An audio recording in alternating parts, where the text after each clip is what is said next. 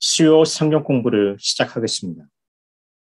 오늘 말씀의 주제는 복음과 믿음입니다. 오늘 우리가 받는 본문의 말씀은 로마서 1장 8절부터 17절입니다. 제가 로마서 1장 8절 말씀 먼저 읽겠습니다. 먼저 내가 예수 그리스도로 말미암아 너희 모든 사람에 관하여 내 하나님께 감사함은 너희 믿음이 온 세상에 전파됨이로다. 내가 그의 아들의 복음 안에서 내 심령으로 섬기는 하나님이 나의 증인이 되시거니와 항상 내 기도에 쉬지 않고 너희를 말하며 어떻게 하든지 이제 하나님의 뜻 안에서 너희에게로 나아갈 좋은 길 얻기를 구하노라. 내가 너희 보기를 간절히 원하는 것은 어떤 신령한 은사를 너희에게 나누어 주어 너희를 견고하게 하려 함이니 이는 곧 내가 너희 가운데서 너희와 나의 믿음으로 말미암아 피차 안위함을 얻으려 함이라. 형제들아, 내가 여러 번 너희에게 가고자 한 것을 너희가 모르기를 원하지 아니하노니 이는 너희 중에서도 다른 이방인 중에서와 같이 열매를 맺게 하려 함이로되 지금까지 길이 막히도다. 헬라인이나 야만인이나 지혜 있는 자나 어리석은 자에게 다 내가 빚진 자라. 그러므로 나는 할 수 있는 대로 로마에 있는 너희에게도 복음 전하기를 원하노라. 내가 복음을 부끄러워하지 아니하노니 이 복음은 모든 믿는 자에게 구원을 주시는 하나님의 능력이 됨이라. 먼저는 유대인에게요, 그리고 헬라인에게로다. 복음에는 하나님의 의가 나타나서 믿음으로 믿음에 이르게 하나니 기록된 바 오직 의인은 믿음으로 말미암아 살리라 함과 같으니라. 아멘. 오늘 우리가 읽은 본문의 말씀에서 우리는 두 개의 핵심 단어를 발견하게 됩니다. 그것은 복음과 믿음입니다. 복음은 오늘 우리가 읽은 본문에서 6번 나옵니다. 8절, 12절, 15절, 그리고 16절에 2번 기록되어 있고 17절에 기록되어 있습니다. 믿음은 4회 기록되어 있습니다. 8절, 12절, 그리고 17절 2번 기록되어 있습니다. 복음과 믿음이라는 이 단어가 반복되어 쓰였다는 것은 복음과 믿음이 중요하다는 것을 의미합니다. 여러분들에게 먼저 복음이란 무엇인가? 여기에 대해서 말씀드리겠습니다. 복음이란 무엇일까요? 하나님은 인간을 사랑하시고 그들의 죄를 사하기 위해서 예수님을 십자가에 죽게 하셨습니다. 그를 믿는 자마다 모든 사람이 구원을 얻습니다. 이것이 복음입니다. 이것이 복된 소식이요 기쁨의 소식입니다. 복음과 연관된 단어가 죄입니다. 하나님께서 인간을 포함한 모든 만물을 창조하신 후 보기 좋았다고 말씀하셨습니다. 인간에게 정복하고 다스리라라고 하셨습니다. 창세기 1장 28절 말씀. 하나님이 그들에게 복을 주시며 하나님이 그들에게 이르시되 생육하고 번성하여 땅에 충만하라. 땅을 정복하라. 바다의 물고기와 하늘의 새와 땅에 움직이는 모든 생물을 다스리라 하시니라. 여기에서 주목해야 할 두 단어가 있는데 정복하다라는 말과 다스리다라는 말입니다. 이것이 하나님께서 인간에게 주신 첫 번째 명령이었습니다. 정복하다는 히브리어로 카버시라고 합니다. 이 단어는 파괴, 패션, 착취가 아닌 땅에서 나는 것들을 음식으로 삼으라라는 뜻입니다. 다스리라는 히브리어로 라다인데 이것은 독재자의 지배를 의미하는 것이 아니라 사랑과 공의로 통치하는 것을 의미합니다. 하나님은 태초의 인간 아담과 하와에게 에덴 동산에서 살게 하셨습니다. 그 안에 있는 것들을 경작하고 지키게 하셨습니다. 하나님이 인간에게 주신 최초의 명령에는 인간은 땅에 있는 것들을 음식으로 삼고 사랑과 공유로 통치하고 사랑하고 경작하고 보살피고 지켜야 하는 의무가 있다는 것이 포함되었습니다. 두 번째 명령이 선악과를 먹지 말라입니다. 그것을 먹으면 정령 죽게 될 것이라고 말씀하셨습니다. 그러나 인간은 하나님의 명령에 불순종했습니다. 그들은 죄를 지었고 영원한 형벌을 받게 되었습니다. 지난 2주 휴가 기간 동안 토렌스에 있는 수영관에 있었습니다. 수영관은 산 정상에 있었습니다. 그곳에서 LA 카운티가 다 내려다보였습니다. LA 카운티 내에 있는 도시들은 모두 샌 게브리엘 산맥 아래에 있었습니다. 샌 게브리엘 산맥 뒤로 넘어 있는 곳이 바로 우리가 있는 히스페리아입니다. 아침에는 수영관에서 LA 카운티의 모든 도시들이 잘 보였습니다. 그런데 오후가 되면 LA 다운타운을 중심으로 그 일대가 뿌연 연기로 가득 찹니다. 항온의 빛과 오염된 회색 공기가 합칩니다. 도시 전체가 뿌옇게 오염으로 가득 찹니다. 그 오염이 저녁마다 반복해서 보였고 아침이면 사라졌습니다. 왜요? 밤에는 공장이 가동하지 않기 때문입니다. 저는 그때 미국의 오염을 눈으로 직접 확인할 수 있었고 오염의 심각성을 알게 되었습니다. 제가 히스페리아에 살고 있는 것이 얼마나 감사한지 깨닫게 되었습니다. 인간들이 하나님의 말씀에 불순종했습니다. 그들은 지구를 파괴했고 잘 지키고 보존하지 못했습니다. 지구의 오염의 주범은 인간입니다. 지구의 오염으로 인간들은 수많은 질병으로 고통을 받고 있습니다. 우리 인간의 고통은 자업자득입니다.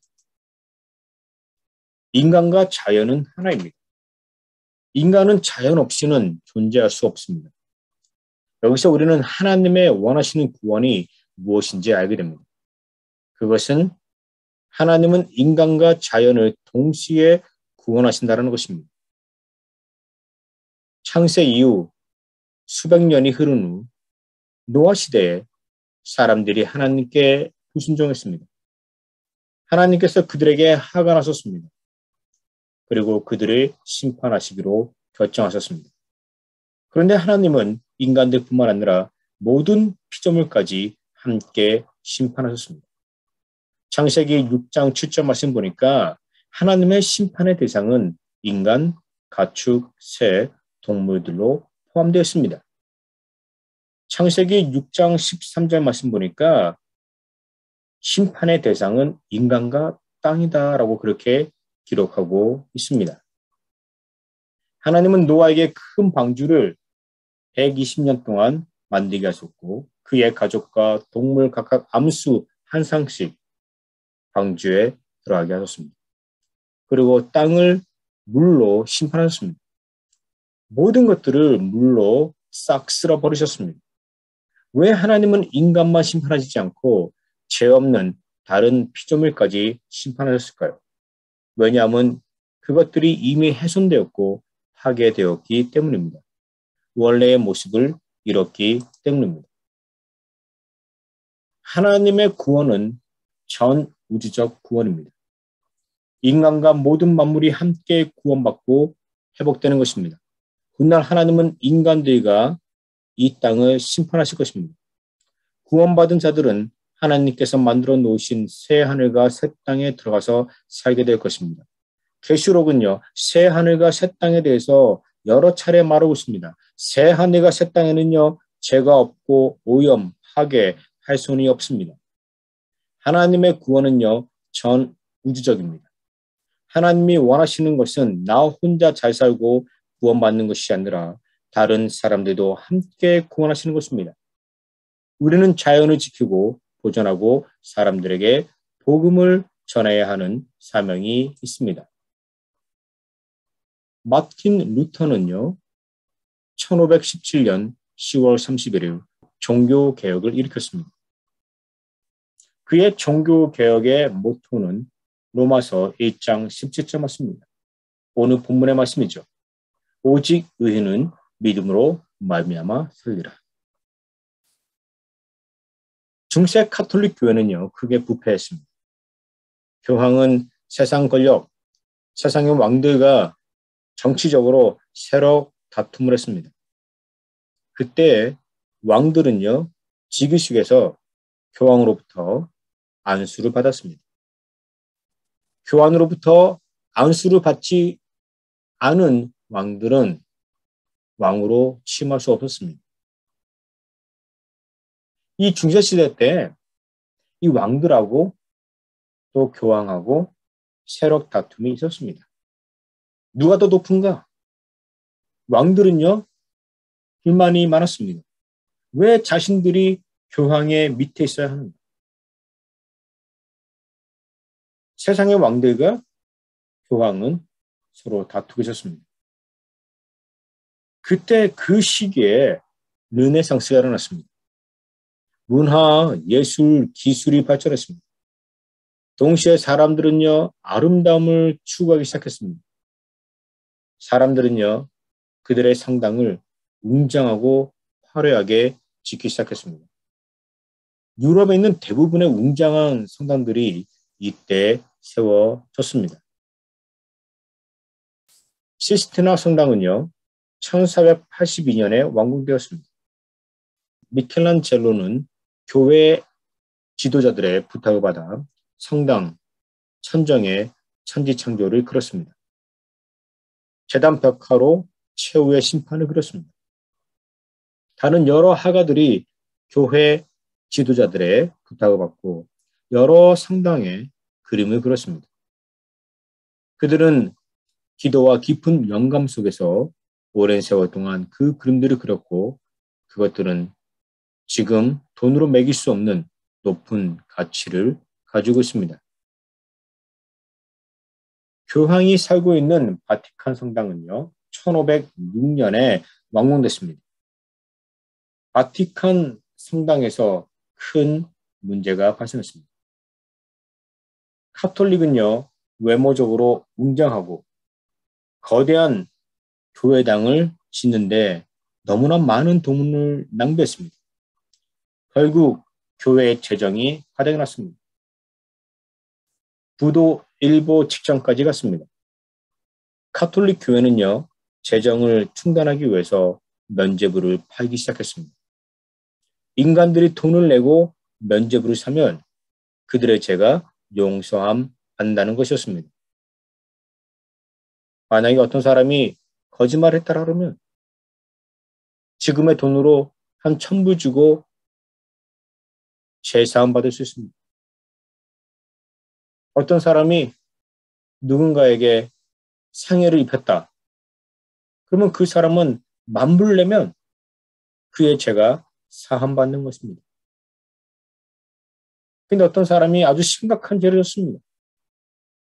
교황청에다가 10만 불을 내면 그 사람의 죄는 사함받는 것입니다.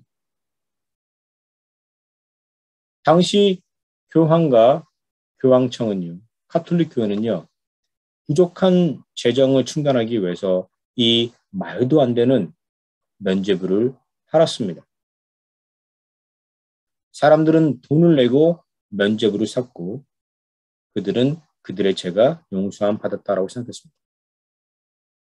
여러분, 어떻게 인간에게서 이런 괴기한 발상이 나올 수 있었을까?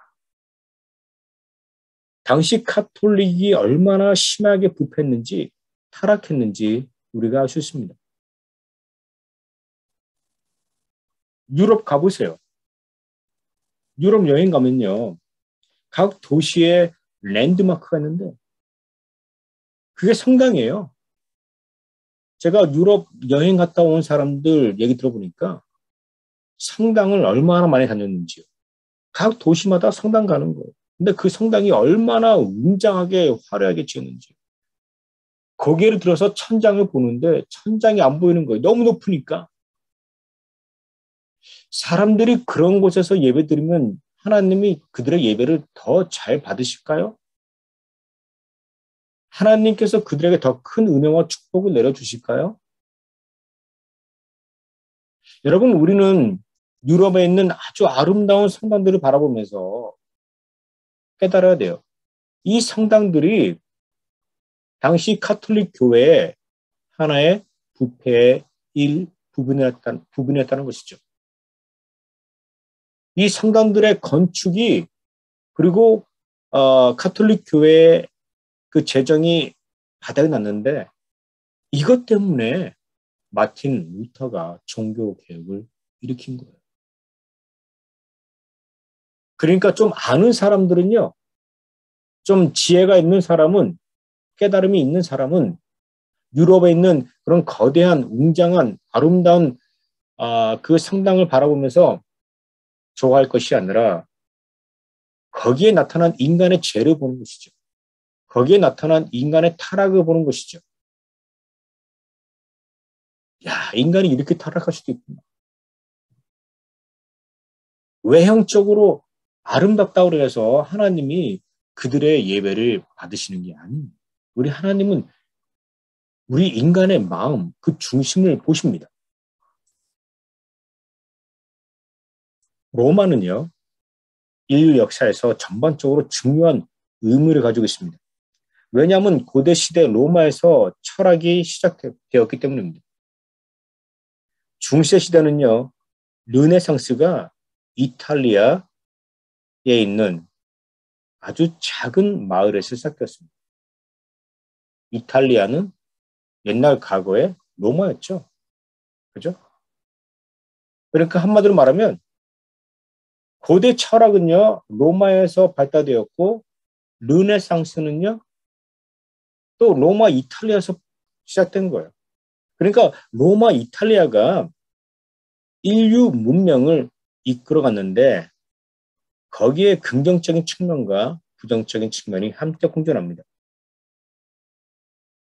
긍정적인 측면은요, 인간의 사고 능력이 깊어졌어요. 철학을 하다 보니까 인간의 사고 능력이 깊어졌어요. 그리고 기술 문명이 발달되었습니다. 근데 부정적인 측면은 뭐냐면 인본주의가 나타난 거예요. 인간의 능력을 찬양합니다. 우리 인간은 교만해지고 신께 하나님께 불순종하는 거예요. 그리고 교회의 부패와 타락이 일어납니다. 이것이 당시 르네상스의 부정적인 부분입니다. 여러분, 복음이란 무엇일까요? 하나님은 인류의 죄를 용서하기 위해서 그들을 구원하시기 위해서 그의 아들을 이 땅에 보내셨고 그를 십자가에 죽게 하셨습니다. 예수님은 죄의 대가를 그의 죽음으로 다 지불하셨습니다. 예수님께서 죄에 대한 모든 대가를 다 지불하셨기에 우리 인간들은 죄사함 받기 위해서 돈을 낼 필요가 없습니다. 그의 죽음을 믿음으로 받아들이면 됩니다. 그러면 그들의 죄는 사함받습니다. 이것이 복음이에요. 구약시대 때 제사 아시죠? 사람들이 자신의 죄를 용서받기 위해서 동물을 잡습니다. 동물을 죽입니다. 제사장에게 데리고 오면 제사장이 동물을 죽이고 그 각을 떠서 고기에 그 각을 떠서 번제단에 올립니다. 그럼으로 인해서 그 사람은 자신의 죄가 용서함 받습니다. 자기의 죄를 용서받기 위해서 사람들은요 돈을 주고 동물을 샀습니다. 그리고 그 동물을 제사장에게 데려갔다는 것이죠. 번제물로 사용하기 위해서. 그런데 신약에 와서 예수님께서 번제물이 되신 거예요. 하나님의 어린 양이 되신 거예요. 그리고 예수님이 하나님의 어린 양으로서 십자가에서 죽으셨어요. 예수님께서 우리 인간의 모든 죄에 대해서 죄값을 지불했습니다. 더 이상 우리 인간은요, 돈을 주고 동물을 살 필요가 없어요. 죄를 씻음받기 위해서 더 이상 동물을 죽일 필요가 없습니다. 돈을 쓸 필요가 없어요. 예수님께서 하나님의 어린 양으로서 제물이 되셔서 죽으신 거예요.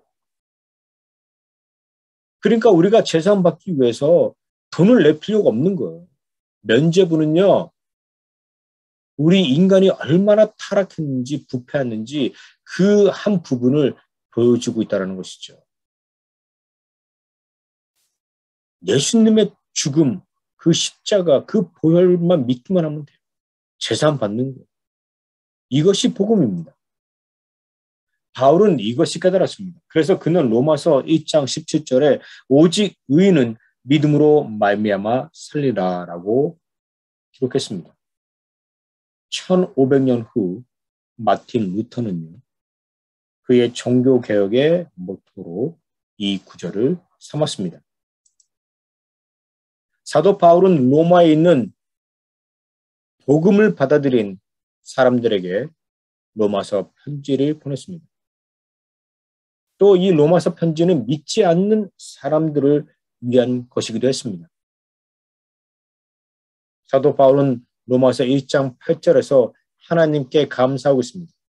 그 이유는 로마에 있는 그리스도인들과 로마인들이 믿음으로 복음을 받아들였고 그들의 믿음이 온 세상에 전파되었기 때문입니다. 바울이 로마에 가기 전에 복음이 미리 로마에 퍼졌고 많은 사람들이 믿음으로 복음을 받아들였습니다. 이에 바울은 하나님께 감사했습니다. 그는 하나님께서 인간을 구원케 하시기 위해서 복음을 주셨기에 그의 감사의 대상은 하나님이었습니다. 여러분, 우리 교회에 새신자가 왔을 때 여러분 어떻게 합니까? 여러분들 중에 어떤 사람은 그분이 우리 교회에 왔다고 아이고 우리 교회 오셔서 감사합니다. 그렇게 말합니까? 여러분 그렇게 말하면 잘못된 거예요. 우리는요, 그 사람의, 그 성도님의 마음을 감동케 했고 우리 교회로 오게 하신 하나님께 감사해야 합니다. 바울은 로마서 1장 11절에서 그가 로마에 가서 그들의 믿음을 견고케 하기를 원한다라고 말하고 있습니다. 사람들에게 믿음이 있는 것이 중요합니다. 그러나 그 믿음이 언제든지 식을 수 있고 이룰 수도 있습니다. 그래서 그들의 믿음을 계속 커지고 견고케, 그래서 그들의 믿음은 계속 커지고 견고케 되어야 합니다. 바울은 로마 사람들의 믿음을 견고케 하기 위해서 그들에게 은사를 나눠주기를 원했다고 말하고 있습니다. 여기서 말하는 은사는 성령의 은사입니다. 전에 바울이 개척했던 예배소 교회를 방문했을 때 그 교회의 성도들은 성령에 대해서 알지 못했습니다. 그는 그들에게 성령의 역사에 대해서 말했고 그들은 성령의 임재를 깨닫게 되었습니다. 그때 그들은 그들에게 있었던 우상 숭배에 관한 서적들을 불러 태웠습니다. 그들의 삶에 변화가 일어나기 시작했습니다. 바울은 예배소 사람들처럼 로마 사람들이 이와 같은 변화를 경험하기를 원하십니다. 그래서 그는 로마에 가서 그들에게 신령한 은사, 성령의 은사에 대해서 말해주기를 원하십니다. 다음은 바울이 말한 성령의 은사들입니다. 로마서 12장 6절부터 8절 말씀. 예언, 섬김, 가르침, 건위함, 구제함, 다스림, 자비. 고린도전서 12장 8절에서 10절 말씀입니다. 지혜의 말씀, 지식의 말씀, 믿음, 병 고침, 능력 행함, 예언, 영들의 분별, 방언 통역. 예배소서 4장 11절 말씀, 사도, 선지자, 전도자, 목자, 교사. 여러분, 방금 나열된 것이 성령의 은사들입니다. 은사는 헬라어로 카리스마입니다. 성령에 의해서 인간들에게 주어지는 능력을 의미합니다. 바울은 사람들이 성령을 알고 그의 은사를 받기를 원했습니다. 그들이 그들의 은사를 가지고 교회와 복음의 사역을 위해서 섬기기를 원했습니다. 바울은 로마서 1장 16절 말씀에서 복음은 하나님이 주시는 능력이다라고 말했습니다. 능력은 헬라어로 두나미스입니다. 두나미스입니다. 이 말의 원래 단어는요, 다이너마이트입니다. 여러분 다이너마이트 아시죠? 아주 강한 폭발력을 가지고 있습니다. 사도 바울은요, 복음은 하나님이 주시는 능력인데 이 복음이 증거되는 곳마다, 이 복음이 가는 곳마다 하나님의 능력이 나타난다는 거예요. 강한 폭발력이 나타난다라고 말하고 있습니다. 바울은 복음을 받아들인 로마에 있는 그리스도인들의 믿음이 경고케 되기를 바랐습니다. 그 방법은 성령의 은사를 받는 것이었습니다. 그는 그들이 성령의 은사를 받아 교회와 복음을 위해서 수고할 때 그들의 믿음이 경고케 될 수 있다고 말했습니다. 그는 복음, 믿음, 성령의 은사로 그들이 사역할 때 그들의 사역은 폭발하는 강력한 힘이 있고 다른 사람들을 하나님께 인도할 수 있다고 믿었습니다. 복음과 믿음은요, 하나님의 선물이고 성령의 은사는 복음 사역을 위한 능력, 재능을 의미합니다. 저는요, 복음과 믿음을 컴퓨터 하드웨어라고 말하고 싶습니다. 성령의 은사는 컴퓨터 소프트웨어라고 말하고 싶습니다. 여러분들이 가지고 있는 전화기는요, 하드웨어. 아무리 최성능 하드웨어를 가지고 있다 할지라도 그 안에 소프트웨어, 프로그램들, 전화 발신 프로그램, 수신 프로그램, 카톡, 문자, 카메라 이런 프로그램들이 없으면요, 전화기는 무용지물입니다. 우리에게 있는 믿음은 하드웨어. 우리에게 있는 성령의 은사는요, 소프트웨어예요. 우리에게 믿음, 하드웨어가 있고 우리가 우리의 은사, 재능을 제대로 사용할 때 우리의 믿음은요, 성장할 수 있고 경고케 될 수 있습니다. 바울은 야고보서 2장 22절에서 믿음이 그의 행함과 함께 일하고 행함으로 믿음이 온전하게 되었다라고 말했습니다. 우리에게 진실한 믿음이 있다고 그 믿음은 행함으로 이어져야 합니다. 나 혼자 골방에서 기도하고 묵상하는 것이 중요합니다. 그런 시간들이 우리에게 필요합니다. 예수님도 새벽 미명에 혼자 기도하셨습니다. 기도를 마친 후 그는 사람들에게 갔습니다. 그들과 함께 아파하고 고통을 받고 눈물을 흘리셨습니다. 믿음이 견고해질 수 있는 방법은 우리가 교회를 위해서 땀을 흘리며 수고할 때 다른 사람들을 그리스도의 사랑으로 섬길 때 가능합니다. 우리는 나눔과 섬김을 통해 성장할 수 있습니다. 여러분, 오늘 성경 공부의 핵심 단어는 복음과 믿음입니다. 우리는 복음을 받았습니다. 또 우리에게 믿음이 있습니다. 정말 중요한 것은 이제 우리가 받은 복음을, 우리가 가지고 있는 이 믿음을 이제 사용해야 합니다. 교회에서 수고하고 땀을 흘려야 합니다. 다른 사람들을 위해서 사랑의 수고를 해야 됩니다. 나눠주고 섬겨야 합니다. 그때 우리는 믿음의 성장을 경험할 수 있습니다. 여러분들이 섬기고 나눔으로 인해서, 봉사함으로 인해서 여러분들의 믿음이 날마다 성장하기를 주님의 이름으로 축원합니다.